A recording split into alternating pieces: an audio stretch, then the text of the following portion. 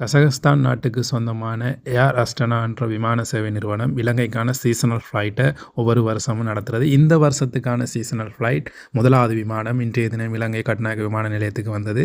வரும்போது அந்த நீர் தாரையை கொண்டு ஓட்ட சல்யூட் வழங்கி விமானத்தை வரவேற்கிறன்றது ஒரு சம்பிரதாய நிகழ்வு. அந்த வகையில் இந்த விமானமும் ஓட்ட சல்யூட் வழங்கி வரவேற்கப்பட்டது.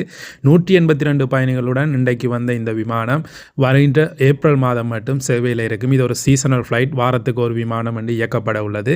ஏர் அஸ்டனான்றது இந்த கசகஸ்தான் நாட்டின் முக்கியமான ஒரு விமான சேவை நிறுவனம். இவங்கள்ட்ட 62 விமானங்கள் இருக்குது. கிட்டத்தட்ட 120க்கும் அதிகமான நகரங்களுக்கு இந்த விமானங்கள் பயணம் செய்யுது. மத்திய ஏசியாவை பொறுத்த வரைக்கும் இந்த விமான நிறுவனம் மிகப்பெரிய ஒரு விமான நிறுவனமாக பதிவு செய்யப்பட்டிருக்குது. அதே போல் இலங்கைக்கு விமான சேவையை முன்னெடுக்கும் நிறுவனங்களில் இது 36வது நிறுவனமாக இலங்கையோடு இணைந்திருக்குது. கிட்டத்தட்ட இலங்கைக்கு 36 விமான நிறுவனங்கள் இலங்கைக்கான சேவையை முன்னெடுத்து வருகின்றமையும் குறிப்பிடத்தக்கது. நேற்றைய தினம் வரை இலங்கைக்கு 2.3 மில்லியன் சுற்றுலா பயணிகள் வருகை தந்திருக்காங்க. 2018ஆம் ஆண்டு இலங்கைக்கான அதிக சுற்றுலா பயணிகள் வருகை தந்த ஆண்டாக இருக்குது. கிட்டத்தட்ட 2.33 மில்லியன் பயணிகள் வருகை தந்தாங்க.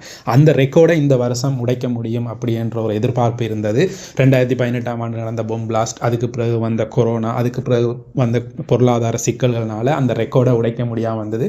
2018க்கு பிறகு 2025ஆம் ஆண்டு அந்த ரெக்கார்டு உடப்படும் அப்படின்னு எதிர்பார்க்கப்பட்ட தருணத்தில் இதுவரைக்கும் 2.3 மில்லியன் பயணிகள் தான் எங்களுக்கு வருகை தந்திருக்காங்க. அதனால் 3 லட்சம் பயணிகள் 5 நாட்கள்ன்றது சாத்தியப்படுமான்றது தெரியல.